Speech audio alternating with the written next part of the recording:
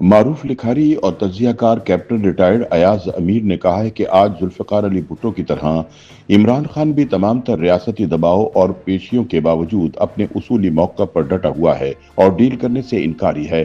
لیکن اصل سوال یہ ہے کہ کیا عمران خان بھی ذوالفقار علی بھٹو کی طرح پھانسی کا پھندا چومتے ہوئے پھانسی گھاٹ پر لٹکنے کے لیے تیار ہے؟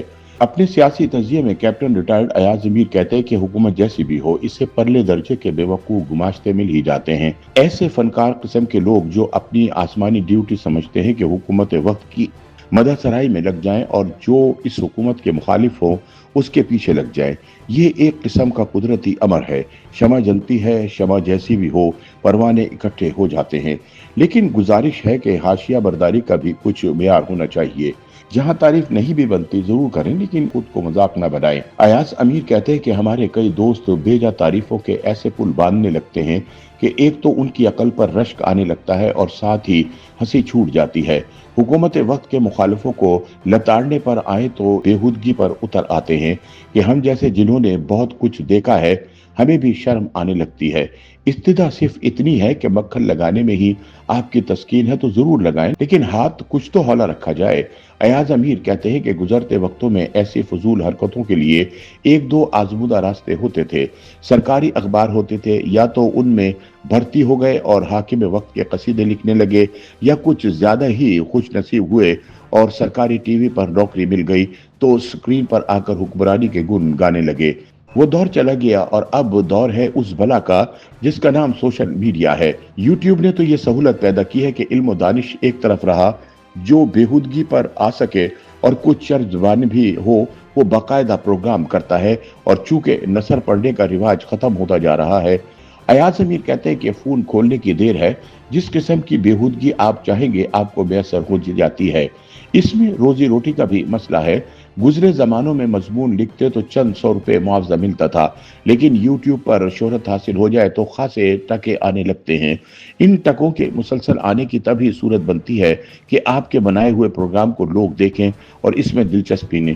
لہٰذا آج کل ڈیجیٹل میڈیا پر ہونے والی مسلسل بکواس اور بےہودگی نہ صرف بک رہی ہے بلکہ فروغ بھی پا رہی ہے۔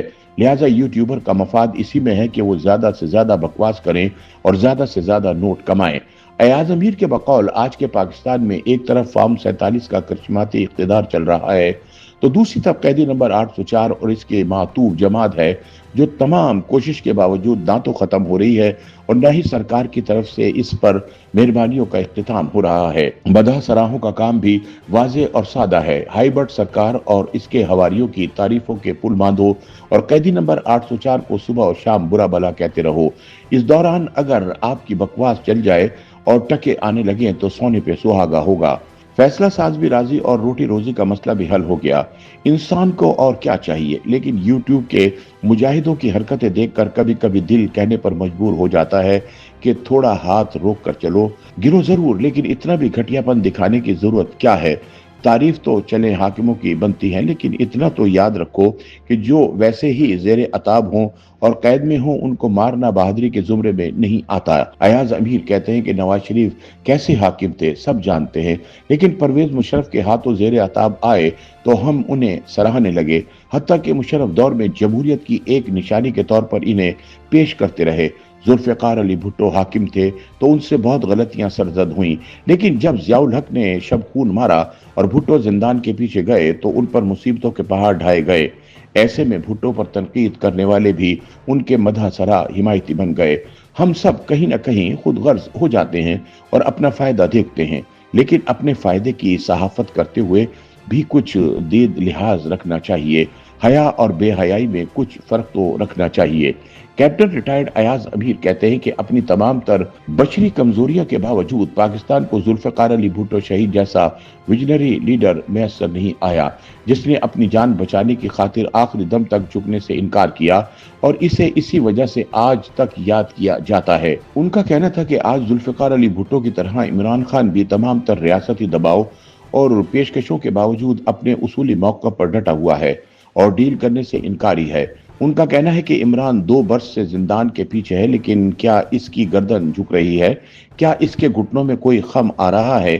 کیا اس نے رحم کے لیے ہاتھ جوڑے ہیں؟ کیا اس نے کوئی آہ بکا کی ہے؟ حالیہ وقتوں میں دیگر لیڈرز کی بہادری کے مناظر بھی ہم نے دیکھے ہیں۔ میاں صاحب جیل میں تھے تو بیماری اور علاج کا شور اٹھتا تھا۔ موصوف کے پسندیدہ ڈاکٹر ایسی رپورٹیں تیار کرتے کہ لگتا تھا کہ ابھی کوئی سانحہ ہونے والا ہے۔ چنانچہ میاں صاحب نے دوسری دفعہ ڈیل ماری اور باہر نکل گئے۔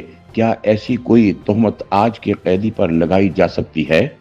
YouTube پر گوگلی نیوز دیکھنے کے لیے youtube.com کی سرچ بار میں googly news T V type کریں۔ گوگلی نیوز کے پیج پر سرخ رنگ کے سبسکرپشن والے بٹن پر کلک کرنا نہ بھولیے۔ YouTube پیج پر اپلوڈ ہونے والی ویڈیوز سے باخبر رہنے کے لیے بیل آئیکن پر کلک کیجیے۔ آپ کو ہر نئی ویڈیو کے بارے میں نوٹیفیکیشن موصول ہو جائے گا۔